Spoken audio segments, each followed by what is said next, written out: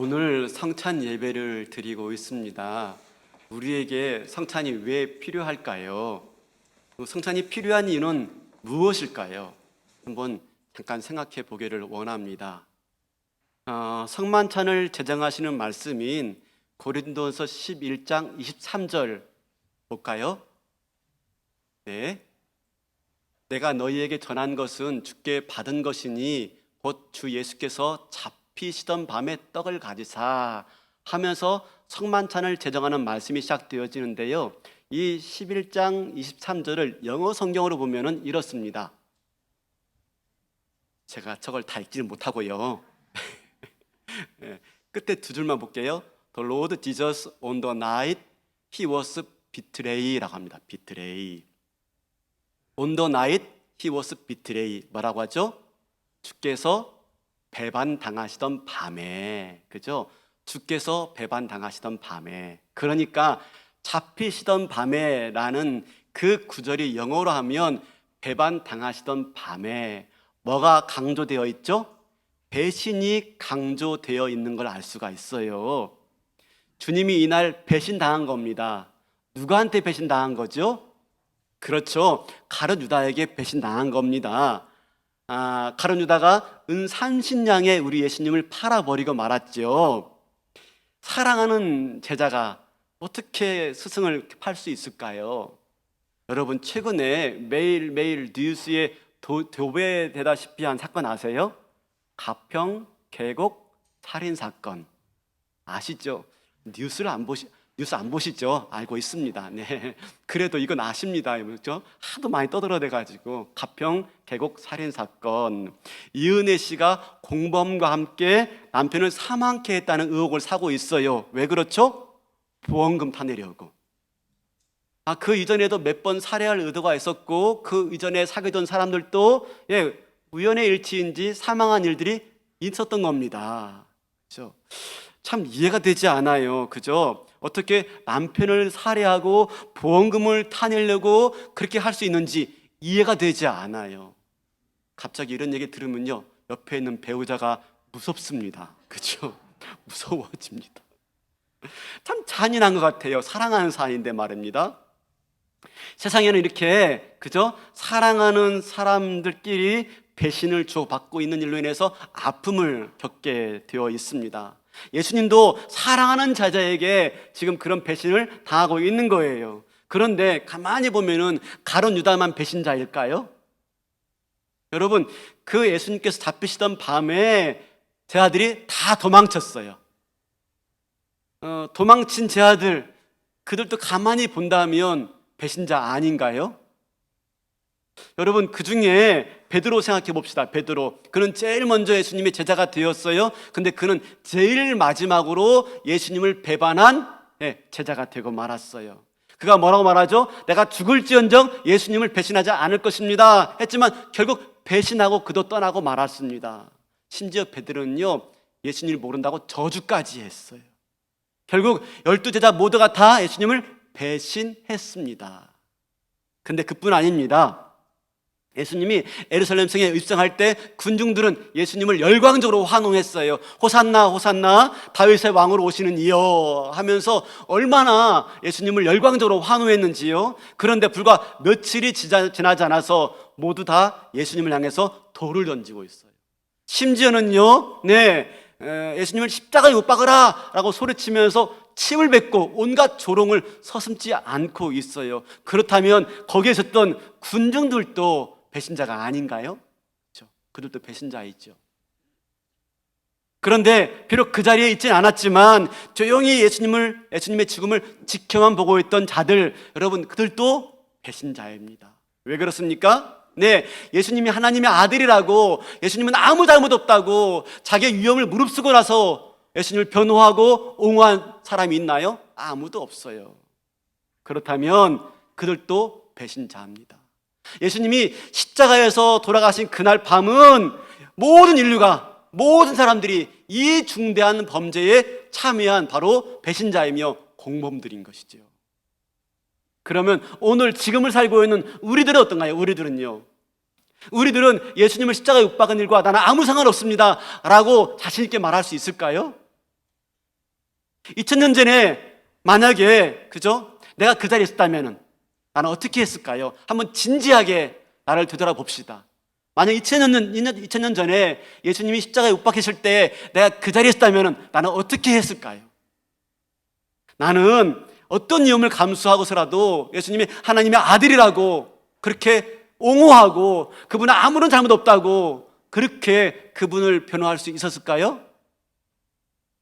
만약에 이 부분에 대해서 내가 솔직하게 내 마음이 조금이라도 흔들리고 있다면, 그리고 그렇게 자신 있게 말할 수 없다면 나도 이 배신에서 결코 자유로울 수는 없을 겁니다.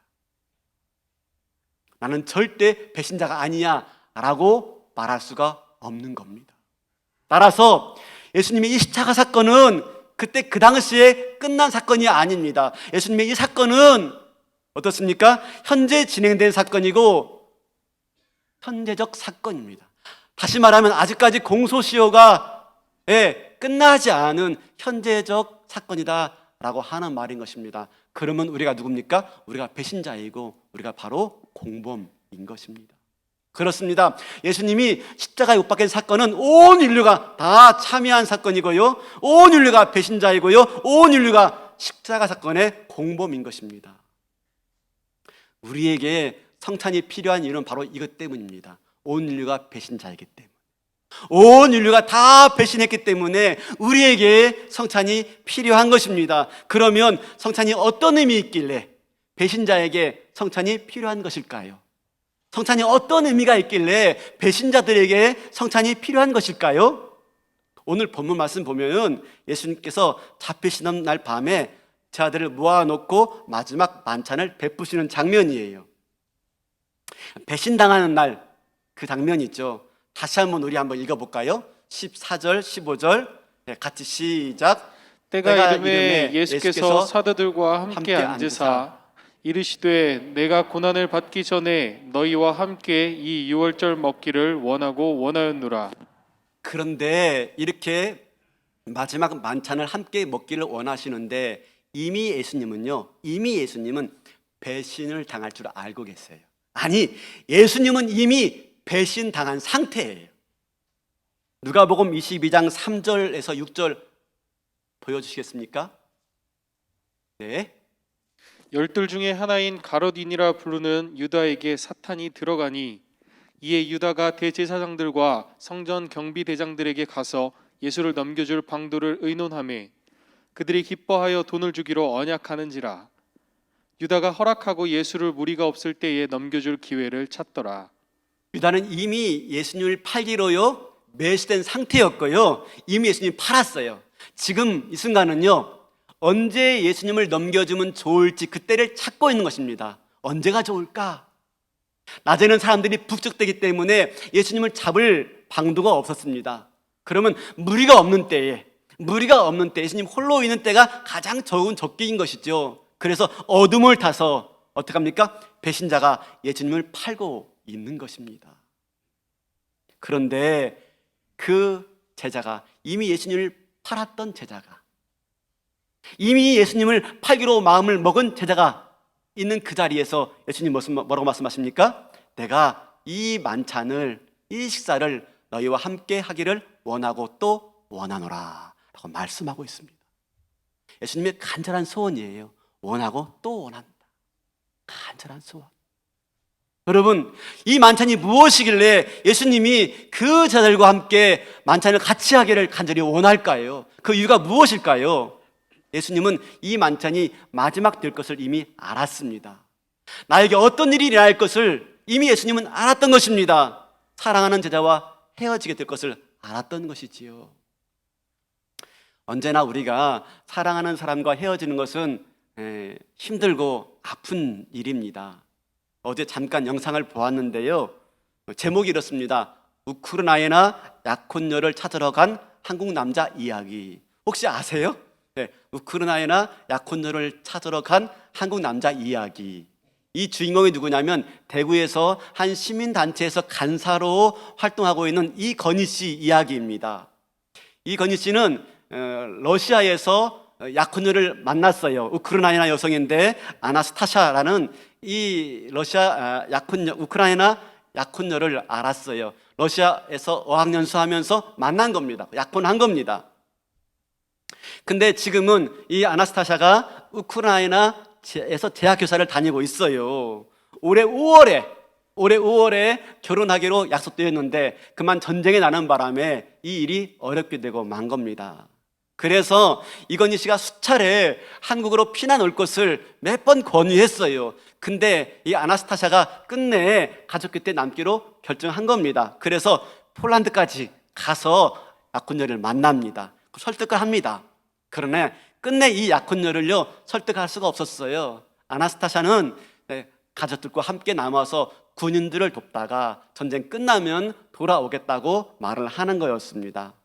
어쩔 수 없이 약혼녀를 우크라이나에 홀로 남겨두고 혼자 돌아올 수밖에 없었던 거예요. 사실 이미 한국에서 출발할 때부터 그렇게 될 줄 알았던 것이죠. 그래서 그 만났던 자리가요 또다시 이별하는 자리가 되고 만 거예요.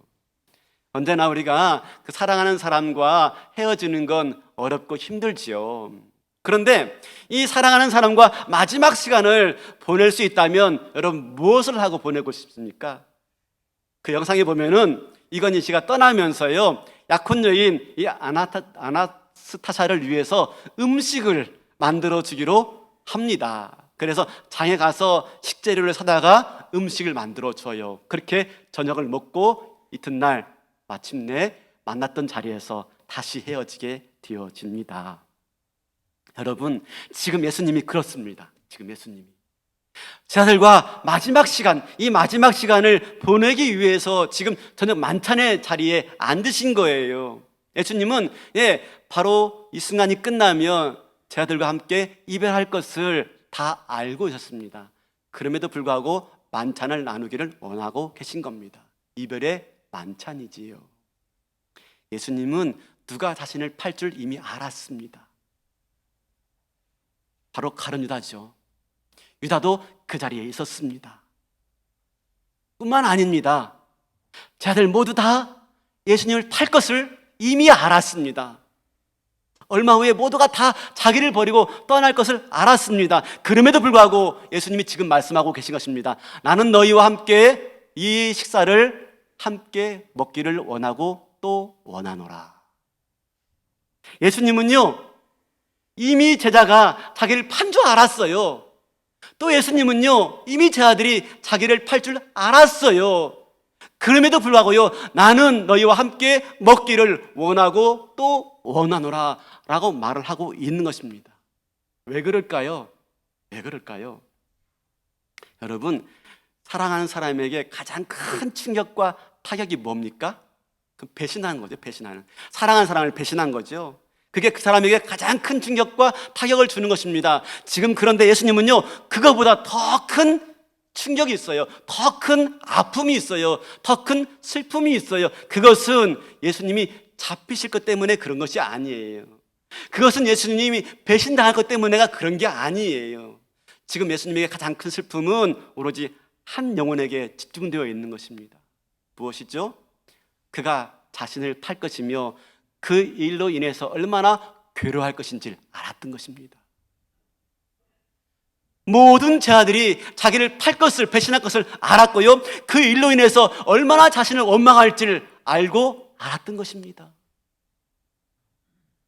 가룟 유다는 어떻게 합니까? 예수님을 팔고 나서 배신의 무거운 죄책 가운데 시달립니다.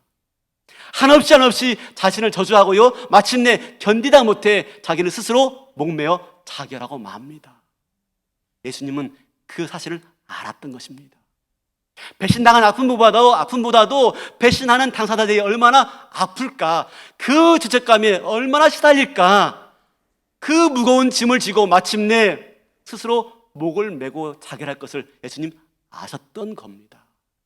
그래서 그들에게 뭐합니까? 난 너희와 함께 이 식사를 함께 하기를 원하고 또 원하노라.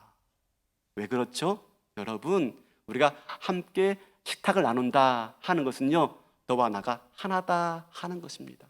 식탁에 초대하는 걸 뭘 말합니까? 이미 너를 용서했고 내가 너를 미워하지 않으며 너는 나의 한 식구다 라고 하는 것을 의미하고 있는 것입니다. 예수님이 이렇게 말씀하시죠. 마태복음 11장 28절에 이렇게 말합니다. 같이 한번 읽어볼까요? 시작. 수고하고 무거운 짐진 자들아 다 내게로 오라. 내가 너희를 쉬게 하리라. 무슨 수고예요? 무슨 무거운 짐이에요? 예수님을 배신했다는 무거운 죄책감, 이 가운데 수고하고 무거운 짐을 지고 가고 있는 그 제자와 제자들을 지금 보고 있는 거예요. 그들에게 지금 뭐라고 했습니까? 다 내게로 오라. 여러분, 내게로 오라? 내가 용서하겠다가 아닙니다. 내게 오리라? 그러면 내가 너희를 쉬게 하리라. 여러분, 이 초대는요 이미 용서한 거예요. 내게로 오라 라고 말한 순간 이미 용서가 내포되어 있는 것입니다. 예수님의 말씀을 듣고 그 초대에 응해서 죽게 나온 순간 이미 용서를 받은 거예요. 이미 용서를. 그 사람에게 하나님이 뭘 주신답니까? 내가 너희를 쉬게 하리라. 진정한 쉼과 안식을 주시겠다라고 말씀하고 있는 것입니다. 사랑하는 성도 여러분, 오늘 우리가 성찬에 참여하려 모였습니다. 여러분, 이 성찬상이, 이 성찬제가 바로 배신자인 저와 여러분을 초대하는 주님의 자리입니다. 식탁입니다. 난 너희와 함께 먹기를 원하고 또 원하노라. 오늘 이 상을 베푸시고 저와 여러분을 초대하고 있는 것입니다. 2000년 전에 예수님께서 그 제자들에게 유월절 만찬을 베푸시면서 하신 말씀이 오늘 이 성찬상에서 똑같이 지금 다시 들려오고 있는 것입니다. 바라기는 오늘 이 예배 가운데 그 주님의 음성을 들을 수 있는 저와 여러분 될 수 있기를 바랍니다.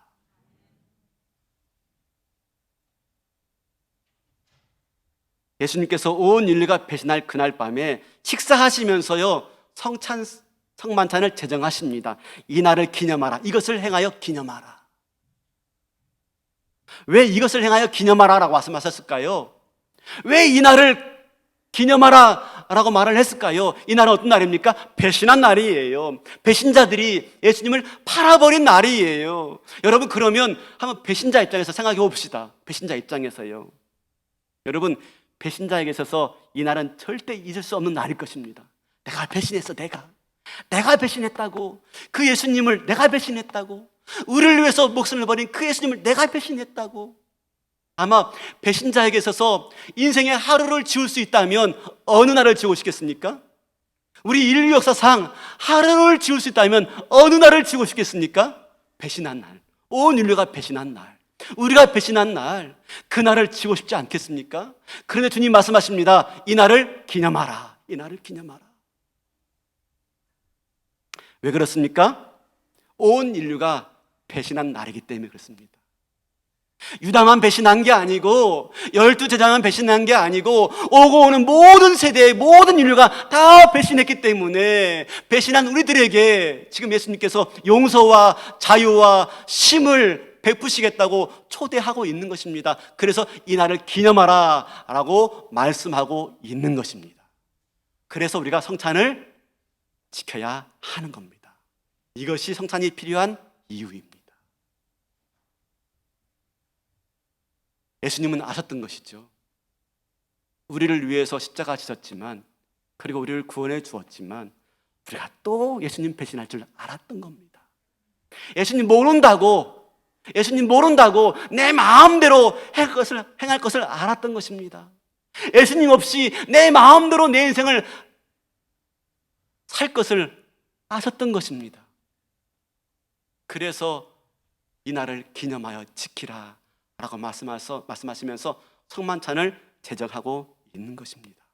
바라기는 오늘 이 성만찬 배신자에게 주어지는 하나님의 초대의 식탁인 줄 알고 주님의 은혜를 깨닫고 이 시간 나와서 같이 성찬에 참여하는 저와 여러분 될 수 있기를 바랍니다. 우리가 성찬에 참여할 때만이 진정한 용서가 있습니다.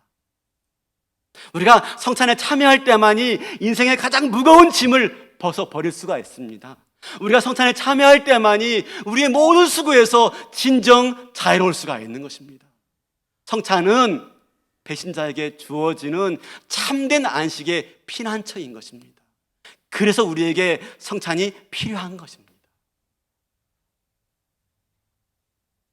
사랑하는 성도 여러분, 오늘 이 식탁에 초대되어서 예수님의 거룩한 초대를 다시 한번 떠올릴 수 있는 저와 여러분 될 수 있기를 원합니다. 내가 너희와 함께 하기를, 함께 먹기를 원하고 또 원하노라. 그 음성을 듣고 이 자리에 나오시는 저와 여러분 될 수 있기를 바라겠습니다. 여러분, 우린 그동안 성찬을 어떻게 참여했나요? 그냥 의뢰이, 그죠? 고난주간 다가오고 부활절 다가오니까 우리 의뢰이 그냥 그렇게 참여하지 않았나요? 그죠? 습관적으로 성찬에 임하지 않았나요? 그렇다면 오늘 우리 이 말씀 앞에서 진지하게 나를 되돌아봐야 됩니다. 성만찬을 제정하신 주님이 이 만찬을 얼마나 원했는지를, 우리보다도 더 원했던 이 만찬, 여러분, 예수님께서 우리를 향해서 간절히 원하는 소원이 있다면 여러분 그 소원은 우리를 향한 진정한 복이 되는 것인 줄 믿으시길 바랍니다. 우리가 자녀를 향한 간절한 소원이 있어요. 그건 뭐죠? 그게 자녀에게 복이기 때문에 자녀를 향한 간절한 소원을 품는 것입니다. 원하고 또 원한다면서 이 성만찬에 참여하기를 원하는 주님의 말씀은 이것이 우리에게 복이 되기 때문에 우리를 향한 이런 간절한 소원을 품고 계신 줄로 믿습니다. 그렇다면 다시 한번 뭐죠? 이 예수님의 음성 앞에서 내 안에 간절한 소원이 일깨워져야 됩니다. 일깨워져야 됩니다. 오늘 설교의 목적은 이겁니다. 내 안에 성령의 음성을 통해서 내가 너희와 함께 먹기를 원하고 또 원하노라 하는 주님의 음성이 이 시간에 다시 한번 저와 여러분의 가슴 속에 울려 퍼지기를 원하고 또 원하는 것이 이 설교자의 바람인 줄로 믿습니다. 이것이 오늘 우리가 들어야 할 음성인 것입니다. 어제 갑자기 급한 일이 있어서 병원에 응급으로 입원하신 성도님이 계셨어요. 그 성도님과 전화로 통화하는데 여러 가지 대화를 나누다가 말미에 이렇게 대화하시는 거였어요. 목사님, 그런데 내일 성찬식이 있는데 성찬에 참여하지 못해서 어떻게 해요? 응급으로 들어오다가 그만 혼자 계신 분이시거든요. 예, 그만 성찬에 참여하지 못해서 어떻게 해요? 혼자 예수 믿기 때문에. 예, 그러시는 거예요. 어떻게 하면 어떻게 합니까? 그죠? 배달해 드려야죠. 우리는 배달의 민족 아닙니까? 그죠? 그래서 마을 목사님 통해 가지고 배달해 드렸어요. 우리는 뭐든지 배달합니다. 네. 성찬도 배달합니다. 참 성찬을 간절히 사모하는구나 하는 걸 느끼게 되었어요.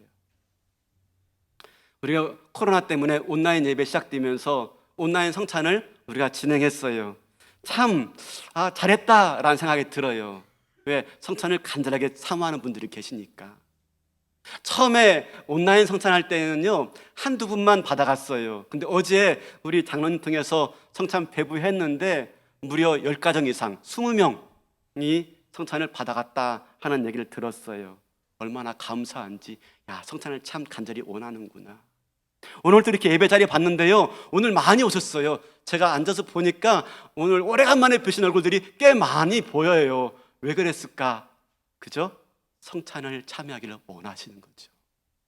왜요? 주님의 간절한 음성이 저와 여러분의 발걸음을 움직이는 줄로 믿습니다. 그 주님이 소원이 그거라면, 우리를 향한 주님의 소원이 그거라면 그게 우리의 복이 되기 때문에.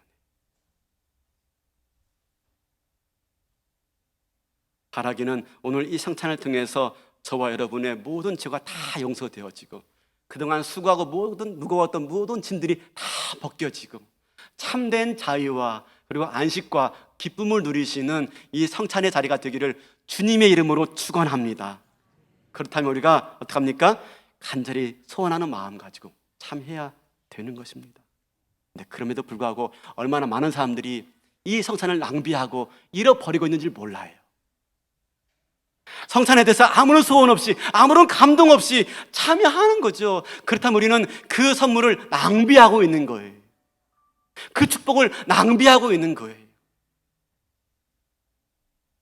아직도 아무런 소원 없이 아무런 감동 없이 이 성찬에 참여한다면 참 안타까운 것이죠. 시간이 지난 후에 우리가 주님 앞에 섰을 때 이 사실을 통해서 두렵고 떨림을 우리가 가질 때가 있을 거예요. 예수님께서 배신당하시고 잡히시고 마침내 빌라도에게 신문을 당합니다.